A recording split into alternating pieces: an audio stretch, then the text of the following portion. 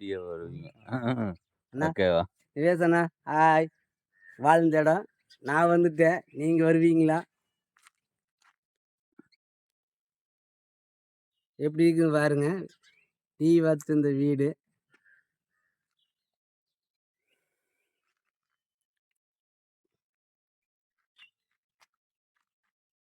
உங்க வீடு.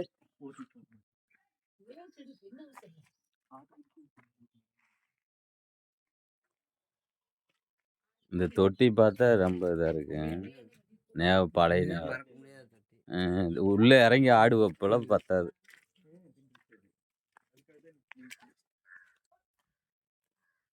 ஒரே நிமிஷம்.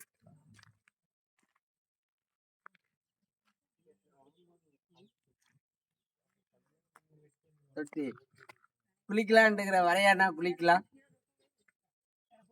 கவசம்னா வெளியே தெரியவாரு குளிச்சாருன்னா.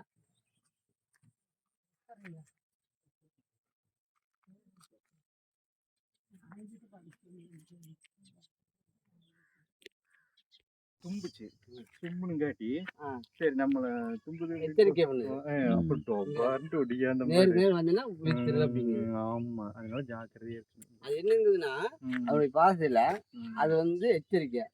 நீ எனக்கு தாக்க வர அப்படின்னா நீ நீ வருவீங்க. இந்த ஆனை சிறுத்தையில வருதுங்களாமா, அதைத்தான் சொல்லிட்டு இருக்காங்க. வேற வழியில போயிட்டுனா உங்களுக்கு எந்த தொந்தரவு போகணுமா? ஆமா அப்புறம் மக்கியாவது எனக்கு முன்னாடியே நீங்களும் வண்டியை போட்டு போய் அப்புறம் ஃபாரஸ்ட்ல வந்து ஆனால் நீங்களே வந்துடுவாங்க டக்கு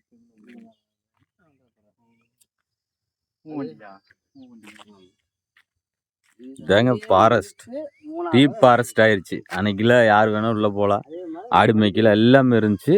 ஆனால் இன்னைக்கெல்லாம் வந்து பார்த்தீங்கன்னா பர்மிஷன் இல்லாத யாரும் உள்ளே போகக்கூடாது. கரண்ட் வேலி பாருங்க, யானையில் இங்கேயே வருங்களாமா. இங்கே தான் சாமி இருக்குது, கும்பத்தையங்கோ சாமி. உள்ளே இருக்க மாட்டேங்குது, போகக்கூடாது. ஏன்னா ஃபாரஸ்ட்டுக்கார அனுமதியெல்லாம் போகக்கூடாது. பாருங்க உள்ள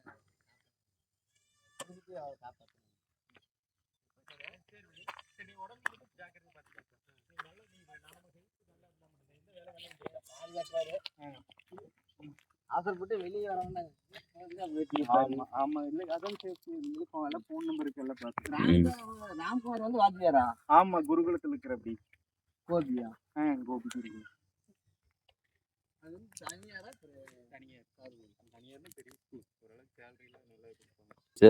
வரும்போது சரி பேன்ஸ், இப்போ இந்த ஊர்லேருந்து நான் விடைபெறேன்.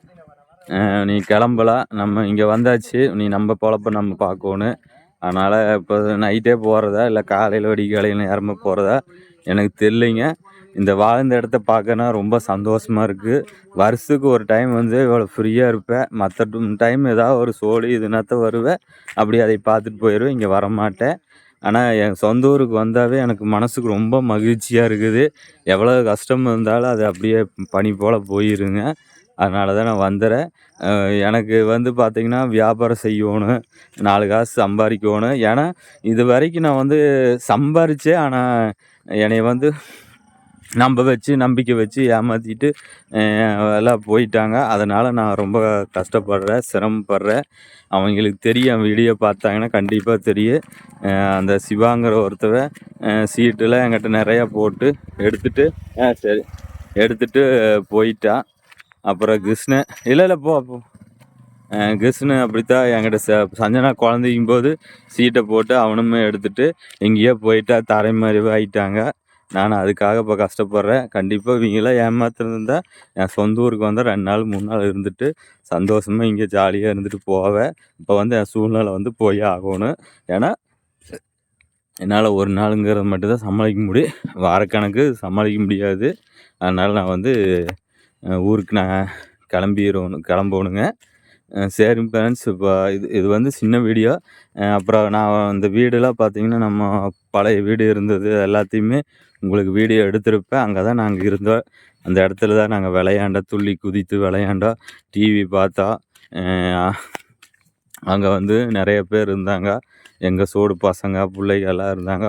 அவங்க கூடையில் விளையாண்டு நல்லா ஜாலியாக இருந்தால் அது காலப்போக்கில் அது வந்து அப்படியே நினச்சி பார்க்குற மாதிரி ஆயிடுச்சு. ஏன்னா நாங்களும் வளர்ந்துட்டோம். நம்ம சிறு வயசில் விளையாண்டதெல்லாம் வந்து பெருசாக நினைவு பார்க்க தான் முடியும் வழியா அதை வந்து நம்ம அந்த மாதிரி விளையாட முடியாது. அதனால் அவங்க ஒவ்வொரு ஊரில் இருக்கிறாங்க, நாங்களும் வேறு ஊரில் இருக்கிறோம். இப்படி வாழ்க்கையே இப்படி போயிட்டுருங்க. சரி ஃப்ரெண்ட்ஸ், இப்போது நான் இந்த ஊருக்கு வந்ததுக்கு ரொம்ப சந்தோஷமாக இருக்கிறேன். என்னால் பேசுறதுக்கு கொஞ்சம் இதாக இருக்குது. சரி ஃப்ரெண்ட்ஸ், நெக்ஸ்ட் அடுத்த வீடியோ பார்க்கலாம். எல்லாத்துக்கும் பாய்.